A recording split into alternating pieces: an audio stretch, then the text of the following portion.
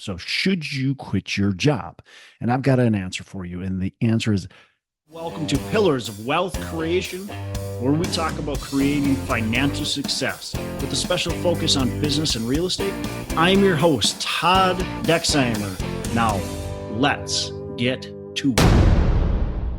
Hello, and welcome back to Pillars of Wealth Creation. I'm your host, Todd Dexheimer.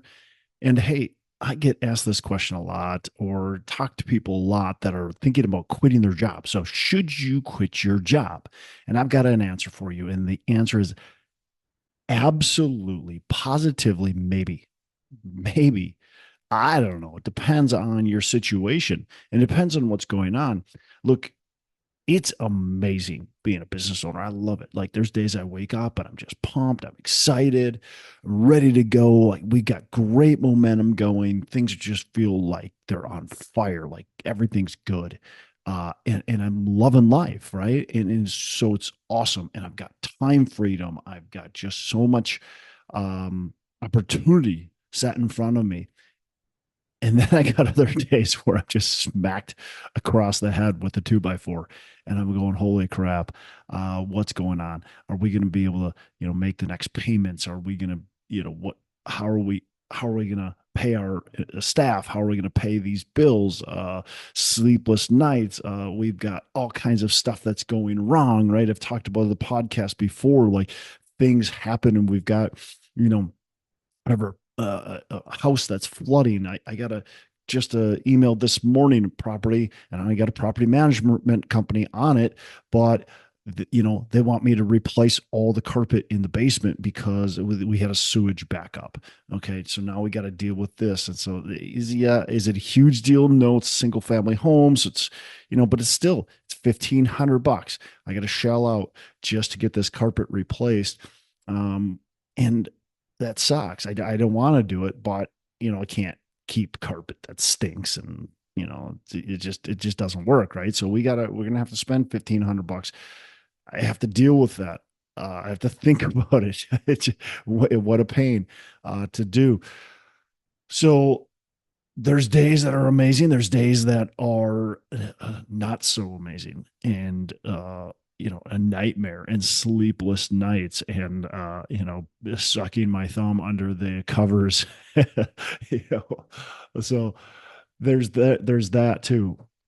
I think if you're going to be an entrepreneur, if you're going to be a business owner, if you're going to quit your job and do this full time, you have to understand that that's just the case. Like that's part of the business. And are you okay with that? And the fact is that the vast majority of people aren't okay with that. And that's quite frankly why 5% of the population is a full-time business owner, and the rest of the 95%, well, maybe it's less than 95% because there's 10% don't do anything, or more. But the rest of the population is working jobs. They're not business owners.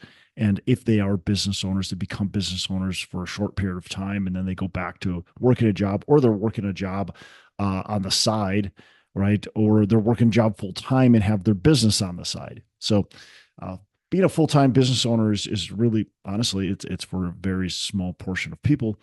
But I do think a big part of that is, just people are afraid to step out and to make those mistakes and take those risks and be willing to continue to push forward. That there's interesting things that happen in business, and I think it all stacks together, right? So if I think about my business when it first started, I tried to about 3 properties all kind of at once, and I was by the way, I was working a full-time job. I bought 3 properties kind of all at once, and 2 of the properties went pretty well, right? So I had a single family house that my wife and I were living in. That was just fine. We were living there, kind of fixing up and going to eventually flip out of that house. Then we had another property we bought for a rental property. That one went just fine.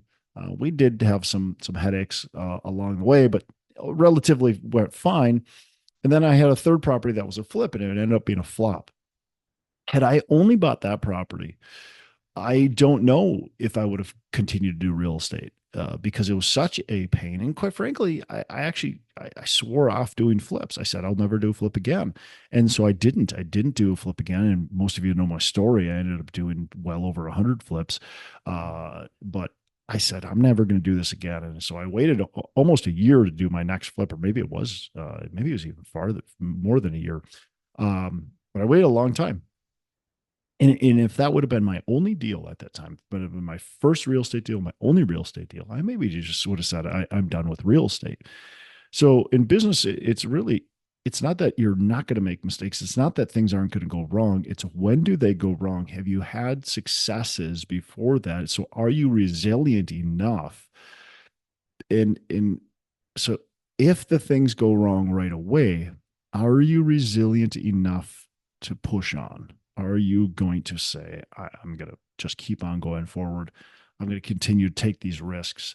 I'm going to continue to push on to the next level because I know we'll get there, right? And so it's can you hang on long enough to start seeing that success?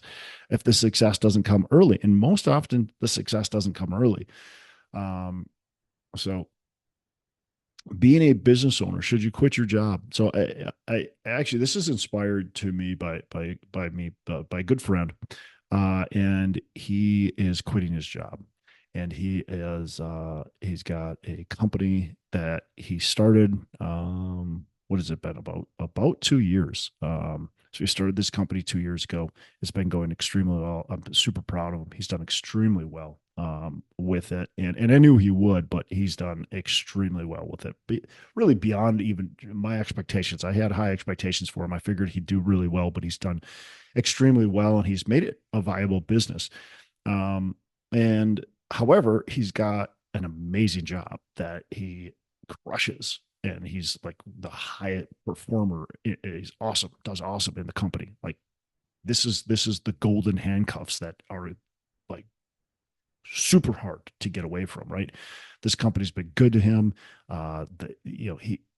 He's done amazing there, and he makes a lot of money at the company. And so that's a really tough job to leave. But he's leaving this job. Now he is cheating a little bit because he's taking another job, but that's okay. I'm okay with how he's doing it. I think it's a great way how he's doing it. He's able to really focus on growing his business, take this big, huge leap of faith, because this is a huge leap of faith. Even though he's taking another job, this is a huge leap of faith in losing a job that is paying him great amount of money, and an excellent amount of money that most people would just be like, oh my gosh, I'll never leave, right? But he's going, this is truly, where I want to go. And I, I'm laser focused in this, and that's where he's been over the last couple of years, and has only grown, and his burning desire to have his own thing has only grown farther and more and more, to a point to where he's like, look, I have to be done. Like it's time. I have to exit, and I'm going to do this full time. And so I'm super excited to see that journey. And I think for me, taking lessons from that and going, okay, I did something probably a little bit similar, right? I started my own deal. I was also working my job. Now, my job was not a multiple six-figure job. It was uh, a three-figure job, and not even a high three-figure, five-figure job, and not even a high-figure job at that. So it was easier to quit. Certainly, I didn't have many golden handcuffs. I had like the maybe tree handcuffs, like they're just kind of rotten out, that not very fancy. But at the same time, it was still a big leap of faith, because that's what was paying the bills. Like that's what was paying the bills. But I was able to build this um, business on the side, able to get to a point where I could chop that off, and I could move on, and I could say, okay, I don't need this job anymore. And I went part time, and then I finally quit. So, should you quit your job again? Maybe it really, you have to. I think the biggest thing is you have to go, okay, am I made for this? Is this truly something that I want to do? Because honestly, if I'm being honest with you, like owning a business, it's hard, right? And quite frankly, everything is hard. It's just what kind of hard do you want to do, right? So owning a business is difficult, right? Working for a company can be difficult, but you can punch a clock, right? You don't have to, you're not doing it 24/7. You're not thinking about it all the time. This isn't yours. It's not your creation if you're working 9 to 5 job, right? Especially if you've got a 9 to 5 like punch the clock type job, right? If you're if you're a sales rep, it might be a little bit different, or CFO, or something higher up, maybe a little bit different, but you still don't have, it's not yours, right? It's not your creation. If things aren't going well, maybe you're not making as much money if you're a commission person, or you thrive on bonuses, but you're still making money, right? And you still have your job, and you can still go get a new job. And but with business, you might end up pouring a lot of money into the company. Look, I mean, I've had to pour a lot of money into the company at times where things aren't going well. And that's painful because you're just watching this money that you expected to reinvest into new opportunities go into opportunities that are struggling.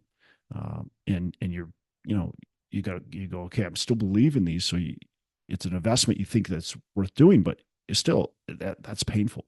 And if it's not your own business, you don't have to do that. You're not pouring money into the company because they're struggling. No, the worst thing that's going to happen is you're going to lose your job, which it can be certainly devastating, but it's not you pouring 6 figures, 7 figures, 8 figures, whatever it might be, into the business to keep it operating. That's not what it is. And if you own your own business, you got to be prepared to do that. You have to be ready to say, okay, I'm not going to take a paycheck. In fact, not only am I not going to take a paycheck, but I'm going to figure out how to continue operating this business. I read a book, and I can't remember what it's called. It's a great book. I'll try to think about it before I'm done here. But this guy mortgaged his house. He took loans on equipment and everything he could to keep his business running. And ended up doing it, and ended up doing well, but it was struggle after struggle after struggle, and mortgaging his house and line of credit on his house, and just trying to figure out how he can get an extra couple $100,000, $1 million into this business, borrowing money, trying to do raises for family and friends, and all kinds of stuff just to get this money into the business, giving away big ownership stakes when he doesn't want to, that type of stuff, because this is his thing, it's his baby. And so you have to be prepared and willing to do that if you're going to quit your job and you're going to go into business full time. Now, is the reward worth it? Well, I think so. You have to determine for yourself. I think so. I think it absolutely is. Even in my opinion, even if it's a complete loss, I think it's worth it because you challenged yourself. You went out there and you created something, and you tried something, and you didn't let the fear and you didn't let the naysayers hold you back. As long as you learn from it, you grow from it, and you continue to go forward and challenge yourself to do it again. Now, when you lose and you don't learn from it, and you blame others, and you tuck your tail and run, well, then it's not worth it, right? But if you've got the right attitude and say, this is a learning lesson. I learned a lot from this loss, this disaster, whatever it is, and I'm going to push forward, then it's worth it. And it's worth every second of it. For me, again, challenges have been a ton of them, right? A ton of them. But for me, I wouldn't do it any other way. And you just have to be ready to get smacked across the head with a 2x4. It's going to happen. So look, if you're going to go into business, if you're going to quit your job, just you got to be prepared. You got to do it, but you have to be able to understand the financial commitment that you have. You have to be able to understand you're not going to be able to take, vacations or do the things that you've always been used to doing because first of all, you won't have the time to start it with. You shouldn't have the time. You better be busting your butt all the time and be very committed to it. I watched my friend, quit his job as a concrete, he working for a concrete company, doing really well with that, and he quit his job and he started his own construction company, started his own concrete company, and for the first couple years, I mean, he was just exhausted, and you could see it. And anytime, he we did go on a couple trips, but man, he'd go on those trips and he'd be on the phone 90% of the time. And up until maybe this year, last year, that's kind of slowed down quite a bit.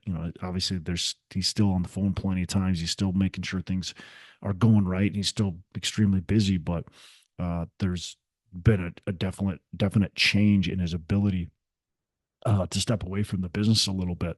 But it was 4 years, 5 years of just grind, just complete grind. And that's how it's going to be. You're going to grind for several years, and maybe decades until it gets to a place where, okay, you can step away a little bit and you can watch people that you've put in place uh, run the company, and you can just be more of the visionary, and you can be the implementer of your company.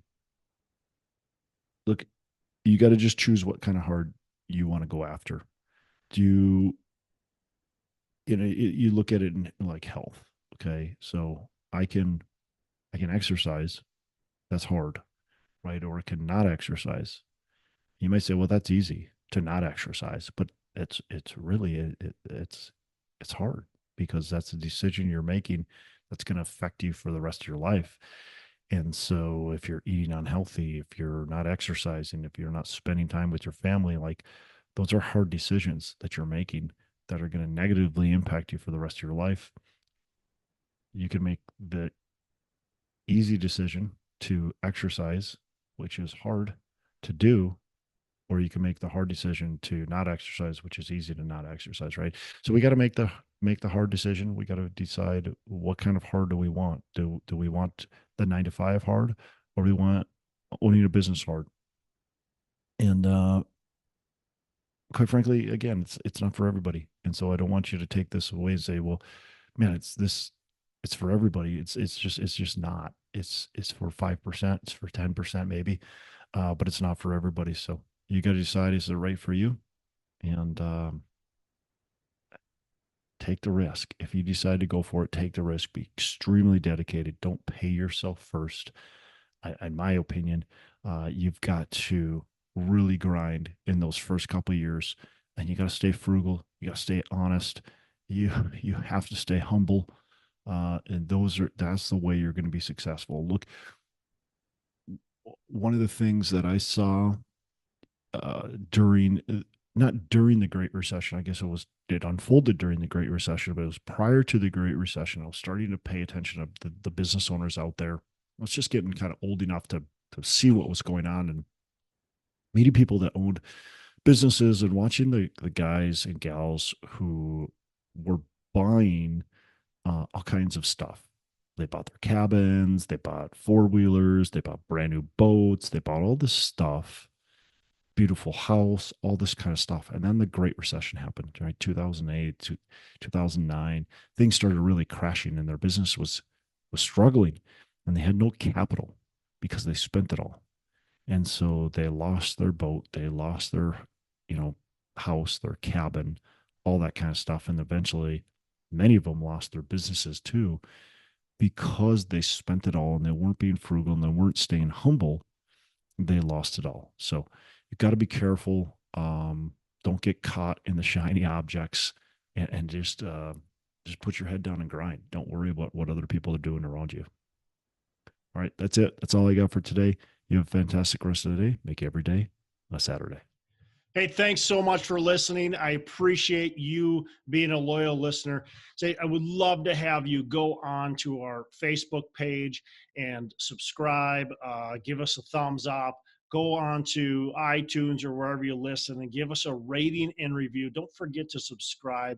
But your rating and review just helps us push this out to more and more people and continue to grow our audience and hopefully positively affect a ton of people out there that really need this and want this. So, the other thing I've got for you is a free ebook on my website. So go on to venturedproperties.com, venturedproperties.com, and download our free ebook on real estate and on syndication. And I've got some data points in there, some really good stuff for you. So I'd love to have you take a look at that. It's free. I'm not expecting anything from it. And also, look, if you want some help in multifamily, want some help learning, growing, getting your business off the ground, I would love to talk to you about what it would look like to work with me potentially and see if that's a good fit. So you can go to coachwithdex.com and check that out. And we can definitely have a call. Thanks a lot for listening. You make it a fantastic rest of the day. I'll catch you on the next episode.